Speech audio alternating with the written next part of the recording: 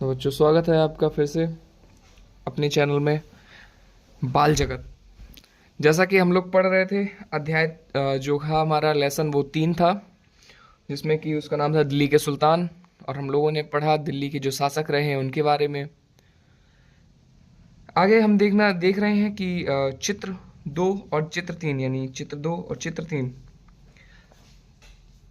मस्जिद किसको बोलते हैं। मस्जिद की बात कर रहे हैं कि यह अरबी का शब्द है जिसका शाब्दिक अर्थ है ऐसा स्थान जहां मुसलमान अल्लाह की आराधना में सजदा यानी घुटने और माथा टेक कर, सजदा क्या बोलते हैं, घुटने और माथा टेक कर को सजदा बोलते हैं, सजदा करते हैं।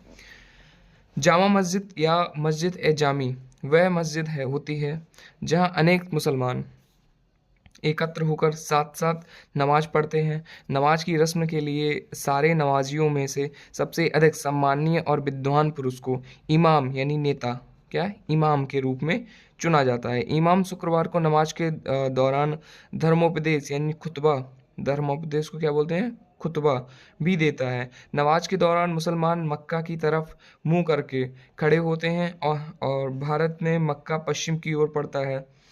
यानी आपने सुना होगा मक्का मदीना जो कि अरब में है आपके, है ना। मक्का की ओर की दिशा को किबला कहा जाता है। मतलब जो मुस्लिम होते हैं तो मक्का की जो दिशा पड़ती है उसको किबला बोलते हैं। बाकी हम लोग देखते हैं ये चित्र 2 में क्या है, 12वीं सदी के आखिरी दशक में बनी ये कुब्बत अल इस्लाम मस्जिद तथा उसकी मीनारें। यह जामा मस्जिद दिल्ली के सुल्तानों द्वारा बनाई गई सबसे पहले शहर में स्थित है। इसीलिए इतिहास में इस शहर को दहली ए कोहना यानी पुराना नाम है इसका क्या, दहली ए कोहना कहा गया। इस मस्जिद का इल्तुतमिश और अलाउद्दीन खिलजी ने और विस्तार किया। मीनार 3 सुल्तानों कुतुबुद्दीन ऐबक, इल्तुतमिश और फिरोज शाह तुगलक द्वारा बनाई गई।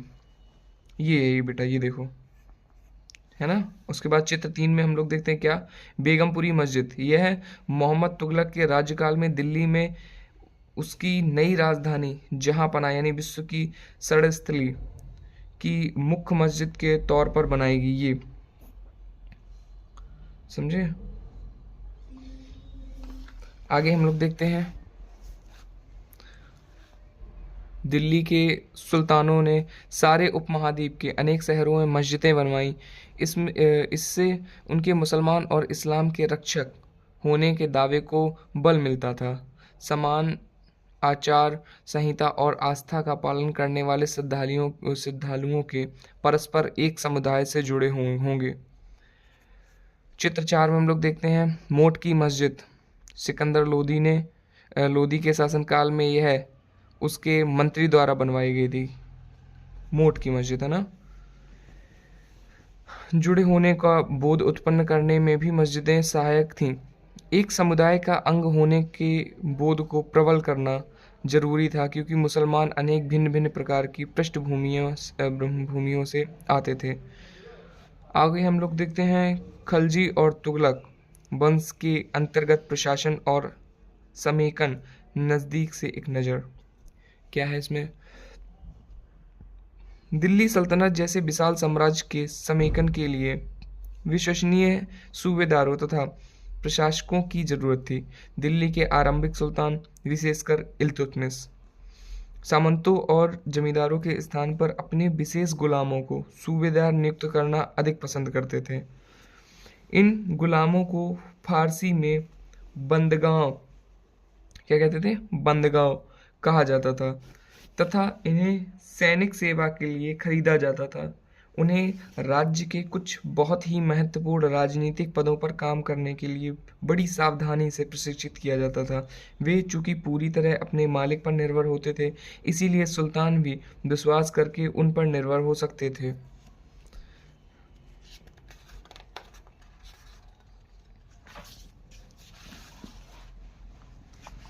आगे हम लोग देखते हैं बेटों से बढ़कर गुलाम क्या है, बेटों से बढ़कर गुलाम। तो सुल्तानों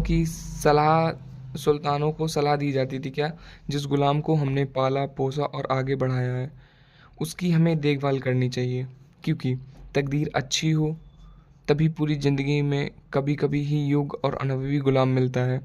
विद्वानों का कहना है कि योग्य और अनुभवी गुलाम बेटे से भी बढ़कर होता है।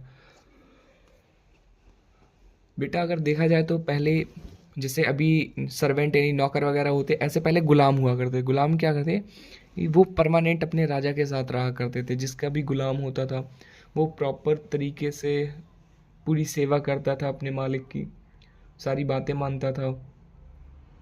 अब जो सर्वेंट होते वो ऐसे नहीं होते, लेकिन जो पहले के गुलाम हुआ करते थे वही सर्वेंट ही एक तरीके से होते हैं, यानी नौकर। लेकिन ये जो गुलाम थे वो नौकर से भी बढ़कर होते थे। आगे देखते हैं। खलजी तथा तुगलक शासक बंदगा का इस्तेमाल करते रहे और साथ ही अपने पर आश्रित निम्न वर्ण के लोगों को भी ऊंचे राजनीतिक पदों पर बैठाते रहे। ऐसे लोगों को सेनापति और सूबेदार जैसे पद दिए जाते थे, लेकिन इनसे राजनीतिक अस्थिरता भी पैदा होने लगी। गुलाम और आश्रित अपने मालिकों और संरक्षकों के प्रति वो वफादार रहते थे, मगर उनके उत्तराधिकारियों के प्रति नहीं। मतलब अपने जो ये जो उनके गुलाम होते हैं वो केवल अपने मालिक के प्रति वफादार होते थे, और जो मालिक के जो बच्चे होते, जो लड़के होते थे या लड़की जो भी है, उनके प्रति ये वफादार नहीं होते थे। नए सुल्तानों के अपने नौकर होते थे। फलस्वरूप किसी नए शासक के सिंहासन पर बैठते ही प्रायः नए और पुराने सरदारों के बीच टकराहट शुरू हो जाती थी। सुल्तानों द्वारा निचले तबके के लोगों को संरक्षण दिए जाने के कारण उच्च वर्ग के कई लोगों को गहरा धक्का भी लगता था, और फारसी तवारीख यानी तारीख के लेखकों के निचले खानदान के लोगों को ऊंचे पदों पर बैठाने के लिए दिल्ली के सुल्तानों की आलोचना भी की है। मतलब ये लोग क्या करते थे, जो निचले पद के लोग होते थे उनको ऊपर बिठा देते थे। समझे, ऐसा चलता रहता था आपस में लोगों का। हम देखते हैं सुल्तान मोहम्मद तुगलक के अधिकारी जन कौन कौन। सुल्तान मोहम्मद तुगलक के अजीज खुमार नामक कलाल यानी शराब बनाने और बेचने वाला, फिरोज हजाम नामक नाई, मनका तब्बाक नामक बावर्ची और लिडा तथा पीरा नामक मालियों को ऊंचे प्रशासनिक पदों पर बैठाया था। 14वीं शताब्दी के मध्य के इतिहासकार जियाउद्दीन वर्नी ने इन नियुक्तियों का उल्लेख सुल्तान के राजनीतिक विवेक के नाश और शासन करने की अक्षमता के उदाहरणों के रूप में किया है। मतलब इनका कहना यह था कि जो राजा थे वो बेवकूफ़ थे, उनको कुछ नहीं आता था और वो कुछ भी कर देते थे। और सही बात है, वो लोग सच में बेवकूफ़ ही होते थे एक तरीके से। पहले वाले सुल्तानों की ही तरह खलजी और तुगलक शासकों ने भी सेना नायकों को भिन्न भिन्न आकार के इलाकों के सूबेदार के रूप में नियुक्त किया। ये इलाके इक्ता कहलाते थे और इन्हें संभालने वाले अधिकारी इकदार या मुक्ति इकदार तथा मुक्ति कहे जाते थे। मुक्ति का फर्ज था सैनिक अभियानों का नेतृत्व करना और अपने इक्तों में कानून और व्यवस्था बनाए रखना। अपनी सैनिक सेवाओं के बदले वेतन के रूप में मुक्ति अपने इलाकों के राजस्व की वसूली किया करते थे। राजस्व के रूप में मिली रकम से ही वे अपने सैनिकों को भी तनख्वाह देते थे। मुक्ति लोगों पर काबू रखने का सबसे प्रभावी तरीका यह था कि उनका पद वंश परंपरा से न चले और उन्हें कोई भी इक्ता थोड़े थोड़े समय के लिए ही मिले, जिसके बाद उनका स्थानांतरण कर दिया जाए। सुल्तान अलाउद्दीन खलजी और मोहम्मद तुगलक के शासनकाल में नौकरी के इन कठोर नियमों का बड़ी सख्ती से पालन होता था। मुक्ति लोगों द्वारा एकत्रित किए गए राजस्व की रकम का हिसाब लेने के लिए राज्य द्वारा लेखा अधिकारी नियुक्त किए जाते थे। इस बात का ध्यान रखा जाता था कि मुक्ति राज्य द्वारा निर्धारित कर ही वसूलें और तय संख्या के अनुसार सैनिक रखें।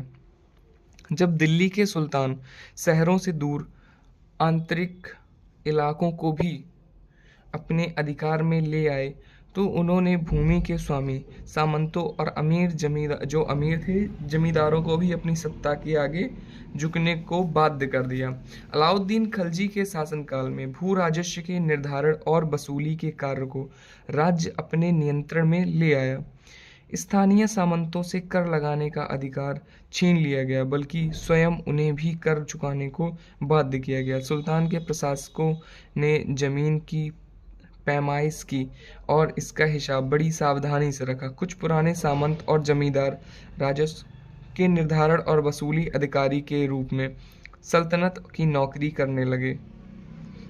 उस समय 3 तरह के कर थे। कृषि पर, जिसे खराज कहा जाता था और जो किसानों की उपज का लगभग 50% होता था। मवेशियों पर तथा घरों पर 3 कर थे। कौन थे? कृषि पर था, मवेशियों पर था और घरों पर कर था। यह याद रखना जरूरी है कि इस उपमहाद्वीप का काफ़ी बड़ा हिस्सा दिल्ली के सुल्तानों के अधिकार से बाहर ही था। दिल्ली से बंगाल जैसे सुदूर प्रांतों का नियंत्रण कठिन था और दक्षिण भारत की विजय के तुरंत बाद ही वह पूरा क्षेत्र फिर से स्वतंत्र हो गया था। यहाँ तक कि गंगा के मैदानी इलाके में भी घने जंगलों वाले ऐसे क्षेत्र थे जिनमें बैठने में सुल्तान की सेनाएं असक्षम थीं। स्थानीय सरदारों ने इन क्षेत्रों को में अपना शासन जमा लिया। अलाउद्दीन खिलजी और मोहम्मद तुगलक इन इलाकों पर जोर जबरदस्ती अपना अधिकार जमा तो लेते थे, वह अधिकार कुछ ही समय तक कर पाता था। अब देखते हैं सरदार और उनकी किलेबंदी। किलेबंदी बेटा मतलब जैसे उन्होंने कोई किला बनवाया है ना, और उसके आसपास जो दीवारें बनवाते थे उसको बोलते हैं क्या? किलेबंदी। अफ्रीकी देश मोरक्को से 14वीं सदी में भारत आए यात्री इब्न बतूता ने बतलाया कि सरदार कभी कभी चट्टानी ऊबड़ खाबड़ पहाड़ी इलाकों में किले बनाकर रहते थे और कभी कभी बांस के झुरमुटों में। भारत में बांस पोला नहीं होता, यह बहुत बड़ा होता है। इसके अलग अलग हिस्से आपस में इस तरह से गुथे होते हैं कि उन पर आग का भी असर नहीं होता और वे कुल मिलाकर बहुत ही मजबूत होते हैं। सरदार इन जंगलों में रहते हैं जो इनके लिए किले की प्राचीर का काम देते हैं। इस दीवार के घेरे में ही अनेक मवेशी और फसल रहते हैं। अंदर ही पानी भी उपलब्ध रहता है, अर्थात यहाँ एकत्रित हुआ वर्षा का जल। इसीलिए उन्हें प्रबल बलशाली सेनाओं के बिना हराया नहीं जा सकता। ये सेनाएं जंगल में घुसकर खास तौर से तैयार किए गए औजारों से बांसों को काट डालती हैं। सरदारों की रक्षा व्यवस्था का वर्णन कैसे किया जाता है बताइए आप जरा। चंगेज खान के नेतृत्व में मंगोलों ने 1219 में उत्तर पूर्वी ईरान में ट्रांस ऑक्सीसिया याना यानी आधुनिक जो है उज्बेकिस्तान पर हमला किया और इसके शीघ्र बाद ही दिल्ली सल्तनत को उनका धावा झेलना पड़ा। अलाउद्दीन खिलजी और मोहम्मद तुगलक के शासन कालों के आरंभ में दिल्ली पर मंगोलों के धावे बढ़ गए। इससे मजबूर होकर दोनों ही सुल्तानों को एक विशाल स्थानीय सेना खड़ी करनी पड़ी। इतनी विशाल सेना को संभालना प्रशासन के लिए भारी चुनौती थी। आइए देखें कि दोनों सुल्तानों ने इस चुनौती का सामना कैसे किया। जैसा कि आपके सामने ये चार्ट है, अलाउद्दीन खिलजी और मोहम्मद तुगलक, ये हमने डाला है आपके एक शॉर्ट वीडियो में, उसको हम मेंशन कर देंगे, उसको आप लोग देख लीजिएगा, है ना। आगे देखते हैं इसमें क्या है। इस तमाम असफलताओं की गिनती करने में हम कभी कभी भूल जाते हैं कि सल्तनत के इतिहास में पहली बार दिल्ली के किसी सुल्तान ने मंगोल इलाके को फतेह करने के अभियान की योजना बनाई थी। जहां अलाउद्दीन खिलजी का बल प्रतिरक्षा था, वहां मोहम्मद तुगलक के द्वारा उठाए गए कदम मंगोलों के विरुद्ध सैनिक आक्रमणों की योजना का हिस्सा थे। 15वीं तथा 16वीं शताब्दी में सल्तनत तालिका जो हम लोगों ने अभी पीछे देखी है, ये वाली है ना, तो इसी का बता रहा है कि तालिका प्रथम को फिर से देखें। आप पाएंगे तुगलक वंश के बाद 1526 तक दिल्ली तथा आगरा पर सैयद तथा लोधी वंश का राज रहा। तब तक जौनपुर, बंगाल, मालवा, गुजरात, राजस्थान तथा पूरे दक्षिण भारत में स्वतंत्र शासक उठ खड़े हुए थे। उनकी राजधानियां समृद्ध थीं और राज्य फल फूल रहे थे। इसी काल में अफगान तथा राजपूतों जैसे नए शासक समूह भी उभरे। इस काल में स्थापित राज्यों में से कुछ छोटे तो थे पर शक्तिशाली थे और उनका शासन बहुत ही कुशल तथा सुव्यवस्थित तरीके से चल रहा था। शेर शाह सूर 1540 से 1545 में बिहार में अपने चाचा के एक छोटे से इलाके के प्रबंधक के रूप में काम शुरू किया था और आगे चलकर उसने इतनी उन्नति की कि मुगल सम्राट हुमायूं यानी 1530 से 1540 इनका काल रहा। उसके बाद इन्होंने 1555 से 1556 तक को चुनौती दी और परास्त किया। शेर शाह ने दिल्ली पर अधिकार करके स्वयं अपना राजवंश स्थापित किया। सूर्यवंश के केवल 15 वर्ष यानी 1540 से 1555 इतना शासन रहा, तो 15 वर्ष शासन किया। लेकिन इसके प्रशासन ने अलाउद्दीन खिलजी वाले कई तरीकों को अपनाकर उन्हें और भी चुस्त बना दिया। महान सम्राट अकबर 1556 से 1605 ने जब मुगल साम्राज्य को समेकित किया तो उसने अपने प्रतिमान के रूप में शेर शाह की प्रशासन व्यवस्था को ही अपनाया था। हम लोग आगे देखते हैं अन्यंत्र, जो कि है चैप्टर के लास्ट में। क्या है? 3 श्रेणियाँ, ईश्वरीय शांति, नाइट और धर्मयुद्ध। 3 श्रेणियों का विचार सबसे पहले 11वीं शताब्दी के आरंभ में फ्रांस में सूत्रबद्ध किया गया। इसके अनुसार समाज को 3 वर्गों में विभाजित किया गया: प्रार्थना करने वाला वर्ग, युद्ध करने वाला वर्ग और खेती करने वाला वर्ग। तीनों वर्गों में समाज के इस विभाजन को ईसाई धर्म का समर्थन भी प्राप्त था। इस विभाजन से ईसाई धर्म को समाज में अपने प्रबल प्रभाव को और भी दृढ़ करने में सहायता मिलती थी। इसी विभाजन से योद्धाओं का एक नया समूह भी उभरा। इन योद्धाओं को नाइट कहा जाता था। ईसाई धर्म एक समूह को संरक्षण देता था और अपनी ईश्वरीय शांति की अवधारणा के प्रसार में इनका उपयोग करता था। नाइटों से अपेक्षा की जाती थी कि वे धर्म और ईश्वर की सेना में समर्पित योद्धा रहें। कोशिश यह रहती थी कि इन योद्धाओं को आपसी लड़ाई भिड़ाई से विमुख करके उन मुसलमानों के विरुद्ध युद्ध करने भेज दिया जाए जिन्होंने यरूशलेम शहर पर कब्जा कर रखा था। इस प्रयत्न के परिणाम स्वरूप सैनिक अभियानों की एक श्रृंखला चली जिसे क्रूसेड यानी धर्म युद्ध कहा गया। ईश्वर तथा धर्म की सेवा में किए गए नए इन अभियानों ने नाइटों की हैसियत पूरी तरह बदल डाली।